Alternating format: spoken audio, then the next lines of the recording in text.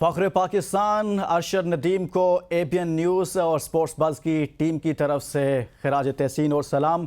ज़बरदस्त कामयाबी पाकिस्तानियों का सर फ़ख्र से बुलंद कर दिया और इस कामयाबी को पूरा पाकिस्तान सेलिब्रेट कर रहा है। अरशद नदीम पाकिस्तान के लिए गोल्ड मेडल लाए हैं और एक उम्मीद बंधी है कि आने वाले वक्त में भी ऐसा होगा। बहुत सारे इनामात एज़ाज़ात का ऐलान किया जा रहा है, करोड़ों रुपए के इनामात का ऐलान किया जा रहा है सूबाई हुकूमतों की जानिब से, इसी तरह से गवर्नर्स की जानिब से, सदर पाकिस्तान की जानिब से सिविल एजाज़ देने की बात हो रही है। कोई उसको गाड़ी दे रहा है, कोई उसको करोड़ों रुपया देने की बात कर रहा है, कोई लाखों रुपया दे रहा है और इसी तरह के अनाउंसमेंट्स अभी तक सामने आ रही हैं। लेकिन एक इनाम ऐसा आया है जो अरशद नदीम के ससुर ने दिया है, वो बड़ा ज़बरदस्त है और मुझे तो ज़ाती तौर पर बहुत अच्छा लगा। उसके ससुर ने उसके लिए भैंस उसको इनाम देने का ऐलान किया है और अब बहुत सारे लोग इसका मजाक उड़ा रहे हैं। ऐसा नहीं है, हमारे पाकिस्तान में मुख्तलिफ़ इलाकों में और खुसूसन पंजाब में ये रिवायत रही है कि जब बेटी की शादी की जाती है तो जहाँ पर जहेज़ दिया जाता है, साथ में जो ज़मींदार लोग हैं जो देहातों से ताल्लुक़ रखते हैं वो अपनी बेटी को भैंस भी साथ में देते हैं। और इसी तरह से अरशद नदीम के ससुर ने अपने इस कामयाबी पर भैंस इनाम में देने का ऐलान किया है, जहाँ पर करोड़ों रुपए लोग कर रहे हैं।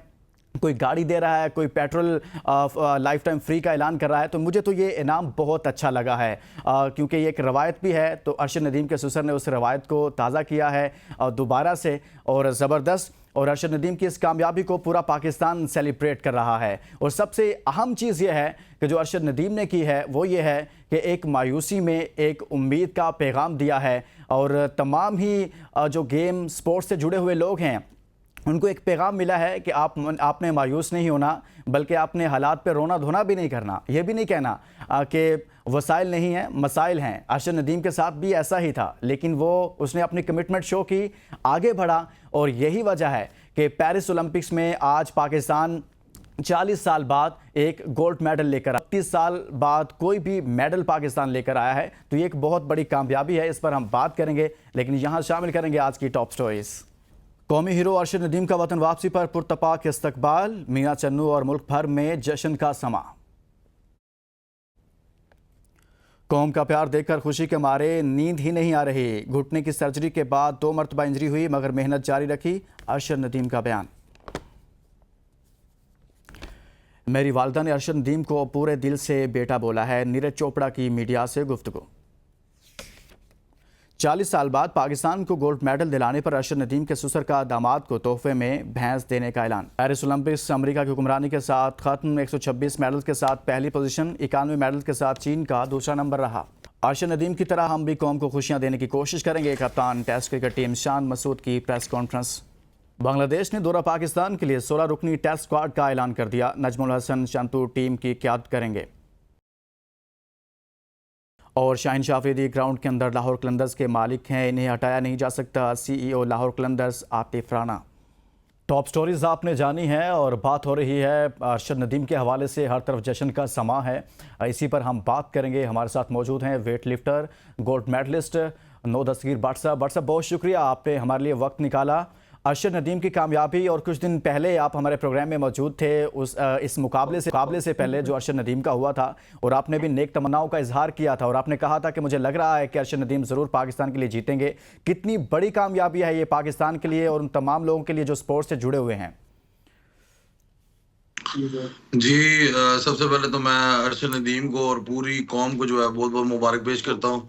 ये पाकिस्तान के लिए बहुत बड़ी माशाल्लाह अचीवमेंट थी और हमारी स्पोर्ट्स के लिए जो इस वक्त जिन खेलों में तवज्जो नहीं दी जा रही थी, ये उनके लिए भी जो थी वो ये बहुत बड़ी अचीवमेंट थी। क्योंकि हुकूमत को अब चाहिए कि ये हुकूमत के लिए एक पैगाम है कि अब जो है ना तो जो बाकी खेलों को भी जो है दी जाए। भट्ट साहब, आपने जिस तरह से खुद ही ये मामला उठा दिया कि हुकूमत के कोर्ट में बॉल चली गई है, उसको अब इकदाम उठाने चाहिए, लेकिन सवाल यहाँ पर ये उठ रहा है कि आप जैसे प्लेयर पाकिस्तान के पास मौजूद हों तो आप क्वालिफाई क्यों नहीं कर पाए थे? क्या आपकी परफॉर्मेंस वजह थी या कहीं और से मामलात ख़राब थे? दरअसल मामला तो कुछ ये थे कि क्योंकि जब मैं कॉमनवेल्थ गेम्स जीता था तो उसके बाद जो हमारी पाकिस्तान वेट लिफ्टिंग फेडरेशन के ऑलरेडी कुछ केसेस चल रहे थे, तो वो कुछ चाह रहे थे कि मैं जो ना सोशल मीडिया पे और मीडिया पे जब भी आऊँ तो मैं उनका जो है शुक्रिया अदा करूँ, क्रेडिट दूँ। लेकिन अनफॉर्चुनेटली जो सारा क्रेडिट था वो सारा था मेरे वालिद साहब का, मेरी फैमिली का, क्योंकि 14 साल से वही मेरी सरपरस्ती कर रहे थे, वही मामला चला रहे थे और मैं ही जानता हूँ वो किस तरह मामला चले और हम जो है ना यहाँ तक जो है ना आए हैं। तो मेरा ख्याल है कि जिसका क्रेडिट बनता था, जिसका हक बनता था, मैंने उसी को दिया। लेकिन ये लोग चाहते थे कि मैं जो क्रेडिट जो है वो सारा इनको दूँ, तो इन्होंने तब से जो है ना निशाना बनाया हुआ था। तो ये मौका तलाश कर रहे थे कि कोई ऐसी चीज़ हो जिससे ये इश्यू जो है वो क्रिएट कर लें। तो फिर एक मामला ऐसा हुआ कि पाकिस्तान की आपको पता है कहीं भी जो फेडरेशन था वो 2-2 बनी है, एक पैनल बॉडी बनी है और एक जो है एसोसिएट है जो इंटरनेशनल बॉडी के साथ वो है। तो जो पैनल बॉडी बनी है मुझे, क्योंकि उसमें फॉर्मर वेट लिफ्टर्स हैं, मेरे वाला साहब खुद वेट लिफ्टर रह चुके तो उनके भी जानने वाले थे। तो मैं जब कॉमनवेल्थ गेम जीत गया है तो मुझे कई लोगों ने जो है इनवाइट किया। हम्म। मुझे हर बंदे ने चाहा कि मैं उनके पास आऊं एज अ गेस्ट, उनके साथ बैठूं, तस्वीरें खिंचवाऊं। तो मुझे जो है ना एक जो पैनल बॉडी थी उनके कुछ लोग थे, उन्होंने मुझे इनवाइट किया, फॉर्मर वेट लिफ्टर्स थे पाकिस्तान के। तो उनके साथ मेरी मुलाकात हुई, उन्होंने सलाम दुआ की, मेरे साथ तस्वीरें ली, उन्होंने सोशल मीडिया पे लगाई। इन्होंने तब से जो है ना मेरे खिलाफ एक ये नया इकदाम शुरू कर दिया कि ये जो है ना पैनल बॉडी के साथ मिलकर हमारे खिलाफ जो है काम किया जा रहा है। तो फिर मैंने मीडिया में आके ये कहा कि मैं किसी पैनल बॉडी के साथ ही हूँ, मैं उस बॉडी के साथ हूँ जो कि आईडब्ल्यूएफ से एसोसिएट करती है, जो कि रिकॉग्नाइज करती है इंटरनेशनल बॉडी के साथ। हम्म। तो ये इन लोगों ने इस बात को नहीं माना। इन लोगों ने कहा कि ये हमारे पास आए, हमें माफीनामा लिख कर दे और फिर जो है ना उसके बाद हम इसे जो है ना अपना प्लेयर मानेंगे। हम्म। तो माफी तो नहीं, माफी तो उस चीज की होती है कि जिस इंसान से गलती हो। तो हम्म। ये चाहते थे कि मैं उस पेपर पे साइन करके मामला तो खत्म कर देता, लेकिन इस बात का मैं सबूत दे देता कि मैंने वाकई ही गलतियां की हैं।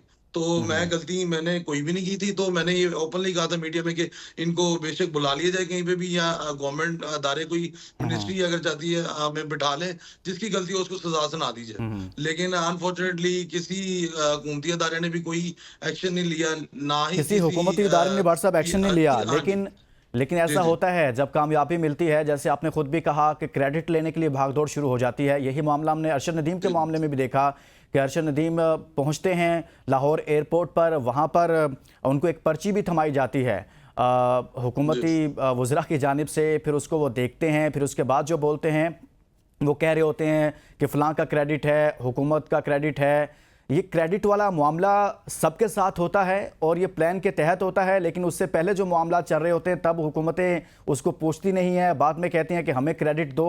ये सबके साथ ऐसा होता है क्या? देखिए, दरअसल बात ये है कि क्रेडिट उसको वाकई दिया जाए जो कि हकदार हो। हम्म।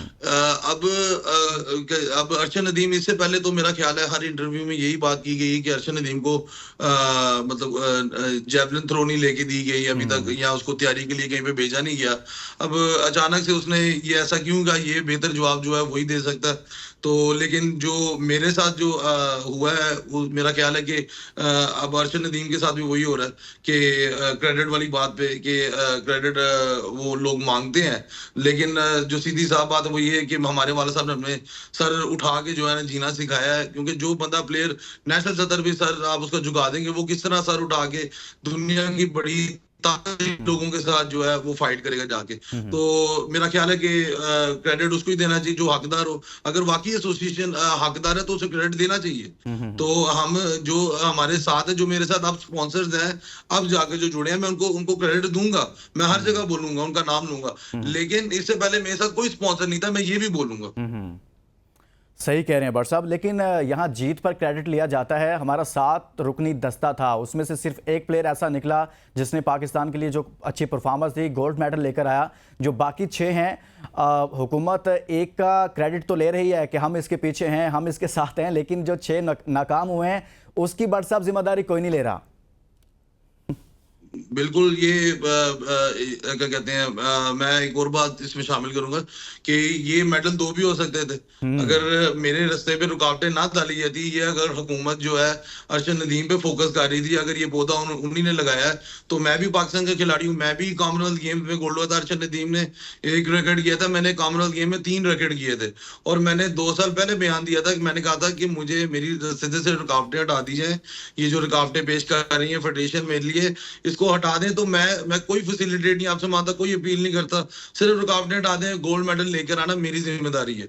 लेकिन अनफॉर्चुनेटली इन्होंने वो भी नहीं किया। अगर इतनी सरपरस्ती ये करते हैं तो मेरा ख्याल है कि इनको चाहिए था कि मेरी भी जो सरपरस्ती है वो भी इनका फिर फर्ज इन्हीं का बनता था। क्योंकि अगर अरशद नदीम उस प्रायोरिटी में था तो मेरा ख्याल है कि मैं भी उस लेवल पे हूँ कि मुझे भी प्रायोरिटी पे रखा जाता। आप कह रहे हैं कि अगर हुकूमत आपके रास्ते में जो मुतलका लोग हैं वो रुकावटें खड़ी ना करते और आपको क्वालिफाई करने के लिए मौका फ्राहम किया जाता तो आप भी गोल्ड मेडल ला सकते थे पाकिस्तान के लिए, और 2 गोल्ड मेडल हो सकते थे। जी बिल्कुल, इन्होंने 2022 के बाद मुझे कोई इंटरनेशनल इवेंट पे ना खेलने दिया है, ना पार्टिसिपेट करवाया है। इन्होंने मेरे से जो हारा हुआ बंदा था, 10 बार मुझसे पाकिस्तान में हारा है, उसको वहां पे इन्होंने पार्टिसिपेट करवाया है। एशियन चैंपियनशिप में वो 9वें नंबर पे आया, एशियन गेम पे वो लास्ट नंबर पे आया। इन्हें क्या कहते हैं, कोई मेरिट पे नहीं भेजा गया, ना कोई ट्रायल्स लिए गए, सिर्फ अपनी मर्जी मनमानी में कि ये बंदा जो है ना हमारी क्या कहते हैं खिलाफ, मतलब हमें क्रेडिट नहीं देता, हमें हमारे हिसाब से नहीं चलता, हमारे कहने पे नहीं चलता, तो इस बंदे को जो है साइड पे कर दिया जाए। तो इन्होंने जो आईओसी की तरफ से 30 लाख रुपया जो था वो स्कॉलरशिप मंजूर हुई थी ओलंपिक क्वालिफाई इवेंट के लिए। तो मैंने इनसे इनसे डिमांड की कि मुझे जो है ना मेरी कॉपी प्रोवाइड की जाए। इन्होंने पीओ ने कहा था कि इसको जो है ना आप कॉपी करवा के दे दीजिएगा। इन्होंने जो है ना मुझे वो कॉपी भी फराहम नहीं की कि मैं देख सकूं ये कहाँ पे इस्तेमाल करना है, किस तरह इस्तेमाल करना है। इवन के कॉमनवेल्थ गेम के बाद इन्होंने मेरा वो स्कॉलरशिप ही रोक दिया। अब वो मुझे ये भी नहीं पता, मुझे ना वो दिया गया है और ना ही मुझे वो कॉन्ट्रैक्ट की कॉपी दी गई।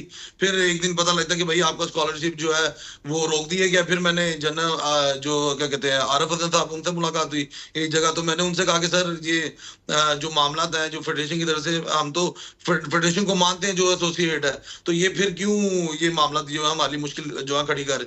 उनका ये जवाब था कि ये जनाब जो देखें फेडरेशन का दुश्मन होगा वो हमारा दुश्मन है, क्योंकि फेडरेशन जो है हमारी फैमिली है। तो अगर उसके साथ कोई दुश्मनी करेगा तो वो हमारे साथ भी करेगा। तो इस बना पे जो है ना मेरा स्कॉलरशिप भी जो है वो रोक दिया गया था। नो दस्तगीर भट्ट साहब हमारे साथ मौजूद हैं, गुफ्तगू का सिलसिला जारी है, यहाँ शामिल करेंगे एक ब्रेक। समीला साहब सर को